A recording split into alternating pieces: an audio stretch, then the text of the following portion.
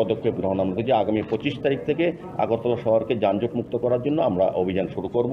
সেক্ষেত্রে আমরা ট্রাফিক দপ্তর অন্যান্য যারা সঙ্গে যুক্ত আছে তাদের সঙ্গে কথা বলে পার্কিং জোন আমরা নতুনভাবে তৈরি করা হচ্ছে এবং যেখানে নো পার্কিং জোন এখানে কোনো রকমই অ্যালাউ করা হবে না, যারা যাতে একটা সিস্টেমের মধ্যে আগরতলা শহরকে রাখা যায় সেদিকে আমরা পরিকল্পনা গ্রহণ করেছি। সার্বিকভাবে এই আলোচনা হয়েছে। গভর্নমেন্ট সুপার মার্কেট বটতলা যেটা আছে বহুত পুরানো মার্কেট, এখন অব্দি বানানোর পর আর কোনোদিন কোনো সংস্কার করা হয়নি এবং এখানে অনেক দোকানি আছে যারা দীর্ঘদিন যাবৎ ভাড়া দেয়নি, ওদের বিরুদ্ধে কোনো ব্যবস্থা করবে এবং মার্কেটটা সংস্কারের কোনো ব্যবস্থা করা হবে? বটতলা সুপার মার্কেট না, সমস্ত যতগুলি মিউনিসিপ্যালিটির মার্কেট আছে সেগুলিতে অনেকে আমরা দেখেছি দীর্ঘদিন ধরে তারা বকেয়া ভাড়া দিচ্ছেন না। সেক্ষেত্রে আমরা ব্যবস্থা গ্রহণ করছি। অনেক ক্ষেত্রে অনিয়ম ছিল বা বেনিয়ম ছিল বলবো, ওই আগে যারা পরিচালনা ছিলেন কমিউনিস্ট পরিচালিত যে পৌর নিগম বা পৌরসভা, সেই সিদ্ধান্তগুলি ভালো ছিল না, আমরা সেই দিকেও আবার সার্ভে করা হচ্ছে। আর দ্বিতীয়ত যেটা বললেন বটতলা সুপার মার্কেটে যেটা বললেন এটা বহুদিন পুরনো। আমরা একবার আরবানের কাছে আমরা গভর্নমেন্টের কাছে ফাইল পাঠিয়েছিলাম যে এটাকে সম্পূর্ণ ভেঙে দিয়ে নতুনভাবে 14 তলা বা 12 তলা যাতে কনস্ট্রাকশন করে বেশি সংখ্যক ব্যবসায়ীদের সুযোগ দেওয়া যায় ব্যবসা করার। সেক্ষেত্রে সরকার অবশ্যই এখনও সিদ্ধান্ত জানায়নি, কারণ এটা যে সময় মতো একটা বিল্ডিংয়ের একটা এখন থাকে যে এত বছর তার লংজিভিটি বা এত বছর তার এখন থাকবে, তো এটা এখন শেষ হয়নি। তবে এই কারণে সংস্কার আমরা এখনও হাত দিইনি বা আমরা ভেবেছি যে নতুনভাবে তৈরি করা হবে এই জায়গাটাকে, সেদিকে সিদ্ধান্ত নেব। যদি দেখা যায় সরকার আমাদেরকে এটা অনুমোদন না দেয় নতুন ঘর করতে, সরকারের দিকে আমরা যাব। এবং বকেয়া ভাড়া শুধু বটতলা বাজার নয়, সমস্ত এই সুপার মার্কেট না, সমস্ত মার্কেটেই অনেক ক্ষেত্রে বকেয়া আছে, সেগুলির বিরুদ্ধে আমরা কঠোর ব্যবস্থা গ্রহণ করার সিদ্ধান্ত নিয়েছি। আগরতলা শহরকে আপনার স্মার্ট সিটিতে রূপান্তরিত করছেন, তাই কাজ শেষ বললেই চলে, কিন্তু পথচারীদের যে পায়ে হাঁটার জায়গা এখনো শহরের মধ্যে সেই রকম নেই, সেগুলো ওদিকটা কি ব্যবস্থা করবেন? না, সে ব্যাপারে তো আমাদের পৌর নিগম দায়িত্ব নেওয়ার পরেই আমরা কঠোরভাবে আমরা এই কাজগুলি করছি। রাস্তা যারা বেআইনিভাবে দখল করে আমাদের সাধারণ পথচারীদের সুস্থ সুন্দরভাবে চলাফেরার ক্ষেত্রে বিঘ্ন ঘটাচ্ছে বা যান চলাচলে অসুবিধা হচ্ছে বা যান দুর্ঘটনা ঘটছে বিভিন্ন সময়ে, এই কারণে সেগুলি আমরা কিন্তু হটানোর চেষ্টা করছি। এবং উচ্চ পর্যায়ে মিটিং হয়েছে, সরকারও চাইছেন। আমাদের পৌর নিগমের নির্বাচনের আগে আমরা আগরতলা পৌরবাসীকে কথা দিয়েছিলাম সুন্দর পরিচ্ছন্ন যানজটমুক্ত এবং দূষণমুক্ত আগরতলা আপনাদেরকে উপহার দেবো এবং নতুন করে সাজানোর চেষ্টা করছি আগরতলাকে। করার জন্য আপনি কথা বলেছেন, তারপর দেখা যাচ্ছে পরিবহন দপ্তর একটা উদ্যোগ নিয়েছিল এমসি এলাকাতে মিটার অটো চালু করা, সেই চালু করাটা আনুষ্ঠানিকভাবে উদ্বোধনের পর আবার সেই মন্তব্যে পড়েছে, সেদিকটা কোনো আপনি নজর দেবেন কি? আমরা তো নজর দিচ্ছি, আমাদের সরকারের তো বদ্ধ যে শহরবাসী সহ রাজ্যবাসীকে সুন্দর পরিচ্ছন্ন ব্যবস্থা বা আমরা নাগরিক পরিষেবা প্রদান করি। সেক্ষেত্রে সার্বিক জনগণের অংশগ্রহণ চাই। যারা শ্রমিকরা তাদেরও বুঝতে হবে যে তাদের জন্য ব্যবস্থা করা হচ্ছে সুন্দরভাবে, যে বিচার তারা অনেকটা নিচ্ছেন না বা অন্যান্য বিরোধী দলের দ্বারা প্রভাবিত হচ্ছেন, তারা এই কারণে অংশগ্রহণ করছেন। সার্বিকভাবে আমাদের সরকার বাধ্য করার চেষ্টা যাচ্ছে না, বুঝিয়ে চেষ্টা করছে, কারণ জোর করে আইন প্রণয়ন করে কিন্তু সব কাজ করা যায় না। সার্বিকভাবে মানুষের আন্তরিকভাবে অংশগ্রহণ চাই, সেই দিকে আমাদের রাজ্য সরকার, পরিবহন দপ্তর, নগরায়ণ দপ্তর, পূর্ত দপ্তর, আমাদের স্মার্ট সিটি, আমরা পৌর নিগম চেষ্টা করছি শহরকে সুন্দর রাখার। স্ট্রিট ভেন্ডারদের জন্য নির্দিষ্ট কোনো টাইম নির্ধারণ করে থাকবে কি, যেটা আপনি আগে বলেছিলেন প্রেস কনফারেন্স করে, যে যারা দোকান চালাবে দোকান শেষ হওয়ার পর দোকানগুলো ওই জায়গা থেকে সরিয়ে নিতে হবে, কিন্তু এখনো দেখা যাচ্ছে যারা দোকান করছে একদম স্থায়ীভাবে ওই জায়গায় দোকান রেখে দোকানদারি করছে। না, আমি বললাম 25 তারিখের পর থেকে আমরা একটা বিশেষ অভিযান করব, যেগুলির মধ্যে আছে স্ট্রিট ভেন্ডারদের এটা ক্লিয়ার করা উচিত। তারা অনেকে জানেন বা যায় না বা ইচ্ছাকৃতভাবে স্ট্রিট ভেন্ডারদের যারা আমরা রাস্তার পাড়ে বসে জায়গা দিয়েছি, নির্দিষ্টভাবে জায়গা মেনশন করা আছে এবং নির্দিষ্ট পরিমাণ থাকে 4 ফুট বা 6 ফুটে তারা 4 চাকাওয়ালা গাড়ি থাকতে হবে, যাতে এটা মোবাইল থাকে। রাত্রি 11টার পর তারা আগরতলা শহর থেকে ওই রাস্তা ছাড়তে হবে, পরের দিন 10টার পর আগরতলায় ঢুকতে হবে। সেভাবেই আমরা ওদেরকে বলা হচ্ছে, নোটিশ করা হচ্ছে। আগামী দিন দেখবেন যারা অবৈধ অনেক স্ট্রিট ভেন্ডার আছে, অনেক বড় বড় ফাস্টফুডের দোকান দেখবেন আগরতলা শহরে, তারা নিজেরা যখন ব্যবসা করছে পাশাপাশি টুল চেয়ার বসিয়ে রাস্তা দখল করে ব্যবসা করছে, এগুলিকে আমরা উঠিয়ে দেব। এটা সার্বিকভাবে আমাদের SP West, SP traffic, DM সাহেব সবাই সঙ্গে কথা বলে এটা সুন্দরভাবে করার চেষ্টা করছে। আজকে আমাদের আগরতলা পৌর নিগমের কাউন্সিল মিটিং অনুষ্ঠিত হয়েছে। এই মিটিংয়ে আমাদের মধ্যে উপস্থিত ছিলেন আগরতলা পৌর নিগমের ডেপুটি মেয়র মনিকা দাস মহোদয়া। আমাদের মধ্যে উপস্থিত আছেন আমাদের এমআইসি মেম্বারগণ, আমাদের বিভিন্ন জোনালের চেয়ারম্যানগণ, আমাদের মাননীয় কর্পোরেটরগণ সহ আগরতলা পৌর নিগমের দায়িত্বপ্রাপ্ত কমিশনার শ্রী সাজ্জাদি এবং ডেপুটি কমিশনার সহ বিভিন্ন জোনাল অ্যাসিস্ট্যান্ট কমিশনারগণ, বিভিন্ন আধিকারিকগণ এবং বিভিন্ন ইঞ্জিনিয়ার, বিভিন্ন দপ্তরে যারা সবাই উপস্থিত ছিলেন। তো মূলত আমাদের এটা নির্ধারিত সভা হয়, প্রতি মাসে একটি দুটি সভা করি আগরতলা শহরবাসীর উন্নয়নের চিন্তা করে বা ভাবনা করে নির্দিষ্ট বিষয়ের উপর আলোচনা করা হয়। তো আজকে মূলত 4টি এজেন্ডার উপর আলোচনা অংশগ্রহণ করেন সমস্ত কর্পোরেটরগণ। মূলত প্রথম হচ্ছে আমাদের যে আমাদের যে সমস্ত যে উন্নয়নমূলক কাজগুলি হয় সেগুলি বিষয়ে আলোচনা করা হয়েছে। আমরা যে ফান্ডগুলি আমরা অলরেডি স্যাংশন করা হয়েছিল আমাদের পৌর নিগম থেকে আসার পর আজ অবধি, সেগুলি কাজ কতটা সম্পূর্ণ হয়েছে, কতটা অগ্রগতি আছে এবং কতটা কী কারণে করা সম্ভব হয়নি সেগুলি আলোচনা হয়েছে এবং বাকি বিষয়গুলি নিয়ে এবং আগামী দিন আমরা কী কী কাজ করবো সেগুলিও আলোচনা ছিল। এরপরে হচ্ছে আমাদের প্রধানমন্ত্রী আবাস যোজনা, এটা মাননীয় প্রধানমন্ত্রীর একটা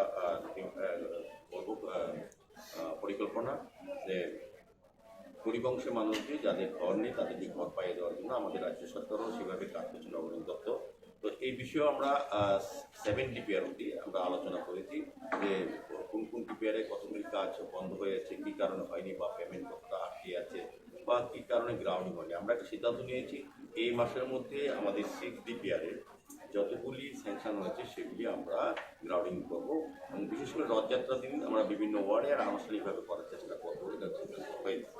এবং এছাড়াও আমাদের গত মিটিংয়ে যে আলোচনাগুলি হয়েছিল, যে প্রস্তাব রাখা হয়েছিল আমাদের কর্পোরেটের পক্ষ থেকে বা বিভিন্ন এমআইসি মেম্বার জোনাল চেয়ারম্যানদের পক্ষ থেকে, সেগুলি নিয়ে আলোচনা যেতে কতটা ফলো অ্যাকশন হয়েছে এবং আগামী দিন কিছু কিছু বক্তব্য কিন্তু উঠে এসছে যে আমাদের সামাজিক ভাতা নিয়ে সরকারের সঙ্গে কথা বলা, ওটা নিয়ে তারপর আমাদের বিভিন্ন বিষয়ে সরকারের সঙ্গে কথা বলা দরকার সেগুলি নিয়ে আলোচনা হয়। সার্বিকভাবে আগরতলা শহরবাসী, আগরতলা পৌরবাসীর সার্বিক উন্নয়ন চিন্তা করে এবং আলোচনা বটতলা বাজারের সার্ভের বিষয়ে আসছে এবং সারা বাজারগুলিতে আমরা সার্ভে করার পরিকল্পনা গ্রহণ করেছি এবং আগরতলা শহরকে সুন্দর করা, পরিচ্ছন্ন রাখার ক্ষেত্রে এবং যানজট মুক্ত করার ক্ষেত্রে আমরা কিছু পদক্ষেপ যারা সঙ্গে যুক্ত আছে তাদের সঙ্গে কথা বলে পার্কিং জোন আমরা নতুনভাবে তৈরি করা হচ্ছে এবং যেখানে নো পার্কিং জোন এখানে কোনো রকমই অ্যালাউ করা হবে না, যারা যাতে সিস্টেমের মধ্যে আগরতলা শহরকে রাখা যায় সেদিকে একটা পরিকল্পনা গ্রহণ করছি। সার্বিকভাবে এই আলোচনা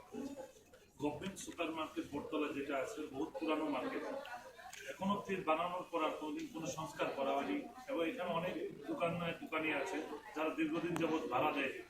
ওদের বিরুদ্ধে কোন ব্যবস্থা করবে এবং মার্কেটটা সংস্কারের কোন ব্যবস্থা করবে? বটতলা সুপার মার্কেট না, সমস্ত যতগুলি মিউনিসিপ্যালিটির মার্কেট আছে সেগুলিতে অনেকে আমরা দেখেছি দীর্ঘদিন ধরে তারা বকেয়া ভাড়া দিচ্ছেন না, সেক্ষেত্রে আমরা ব্যবস্থা গ্রহণ করছি। অনেক ক্ষেত্রে অনিয়ম ছিল বা বেনিয়ম ছিল বলবো, আগে যারা পরিচালনা ছিলেন কমিউনিস্ট পরিচালিত যে পৌর নিগম বা পৌরসভা, সেই সিদ্ধান্তগুলি ভালো ছিল না, আমরা সেই দিনও আবার সার্ভে করা হচ্ছে।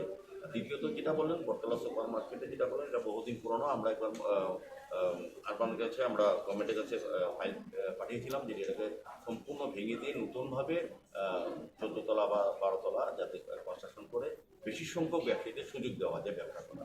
সেক্ষেত্রে সরকার অবশ্যই এখনও সিদ্ধান্ত জানায়নি, কারণ এটা যে সময় মতো একটা বিল্ডিংয়ের একটা বেতন থাকে যে এত বছর তার লংজিভিটি বা এত বছর তার বেতন থাকে, সেটা এখন শেষ হয় না।